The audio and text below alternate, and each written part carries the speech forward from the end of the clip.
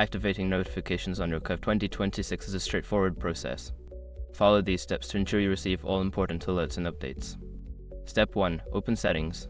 Navigate to the Settings menu on your Curve 2026 device. This is usually represented by a gear icon on your home screen or app drawer. Step 2. Select Notifications. In the Settings menu, find and select the Notifications option. This section allows you to manage all notification settings for your device. Step 3. Enable Notifications. Look for a toggle or checkbox that says Enable Notifications. Make sure this option is turned on to start receiving notifications. Step 4. Customize Notification Preferences. Once notifications are enabled, you can customize which apps can send you notifications. Go through the list of apps and select the ones you want to receive alerts from. Step 5. Test Notifications. After setting everything up, send a test notification or wait for an app alert to ensure that notifications are coming through as expected. Adjust settings if necessary.